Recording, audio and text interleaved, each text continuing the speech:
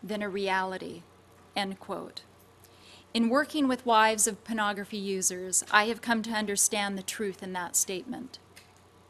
Instead of the traditional other woman, or heaven forbid, women, the spouse of a pornography user is betrayed with hundreds, if not thousands, of fantasy images that invite her into thinking she doesn't measure up.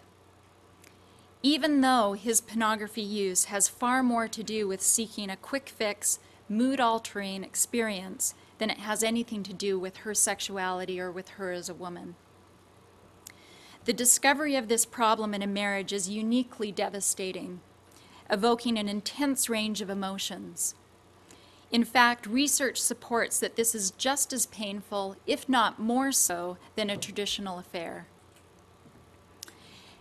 Hence, it's not surprising we are seeing an increase in divorces relating to this issue. To understand the psychological, spiritual, and relational harm pornography use evokes, we must keep the cultural context in mind for these women. North American women, which I include myself as a part of, being from Canada, are socialized to seek after, if not expect, marital and intimate relationships that are based on equality and partnerships founded upon mutual respect, honesty, shared power, and romantic love versus family arrangement.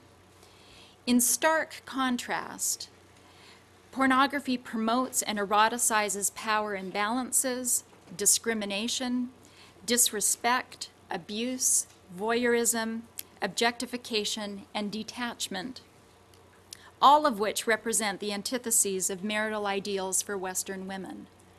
Consequently, when a North American woman discovers that her spouse is using and viewing pornography secretly, it is not only devastating to her sense of self as a woman and her sense of trust, but it can threaten the very foundation upon which she has constructed her relational world, not just with her spouse, but the larger world around her. Moreover, she is suddenly confronted with how psychologically split her so-called modern man is. To add insult to injury, these women face a myriad of misconceptions and assumptions about why their husbands view pornography. Things like, she must have let herself go. If she were more sexually available, he wouldn't be turning to pornography. They must have a bad marriage. He's just more open-minded and sexually creative than her, etc., etc. It is not surprising then to discover that the majority of these women experience intense isolation due to the judgment, shame, blame, and implications of disclosure. As a result, many of these women do experience psychological and spiritual crises as they grapple with who to turn to and what to do. It has been troubling and intriguing to me how many times I encounter derogatory beliefs about this group of women. Beliefs that dismiss the magnitude of the issue and the legitimacy of it, by framing them as pathological, overreacting, and frigid women who need to lighten up. After all, he's just looking. The irony is profound.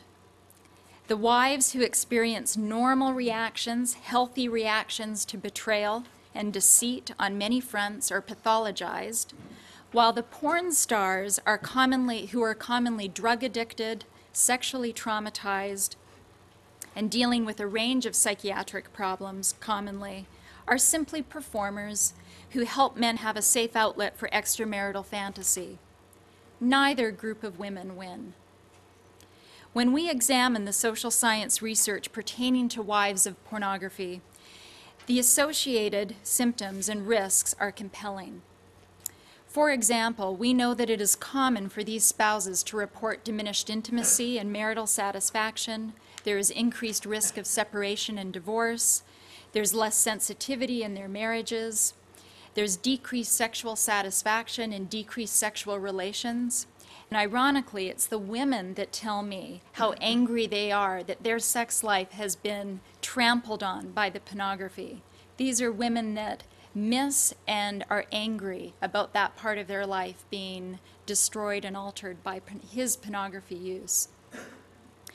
There's also increased anxiety and depression and decreased temporal security due to the risk of job loss or related debts.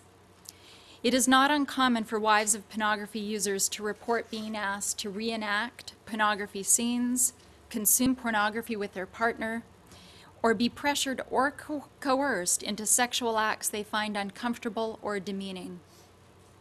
Even more sinister, and I wish we had more time to explore this today, there are correlations between pornography use and marital rape, as well as battery. In closing, I wish to emphasize again there is much we do not know about the impact of pornography on women. What we do know, however, is troubling to say the least and deserves action. As the internet generation enters adulthood and marital relationships, if they can form them, it is virtually guaranteed we will see increasing numbers of women, children, and men impacted by pornography, as well as impacting pornography. My hope is that those of us here today will break the pattern described by researcher Janet Hinson-Shope, who stated, quote, "Women's experiences of pornography are dismissed as anecdotal, non-representative, and unimportant. Falling into the measurement trap, we have turned to science instead of to women for answers. While we debate it, many are coping with its unwelcome presence in their lives." Oftentimes, I will mull over or study it when I study an issue out in my mind. I will flip the question being asked. So in this instance, I've asked myself many times over the last several months, what are the benefits to women about pornography use? And I will close with my answer. I cannot identify one. Thank you.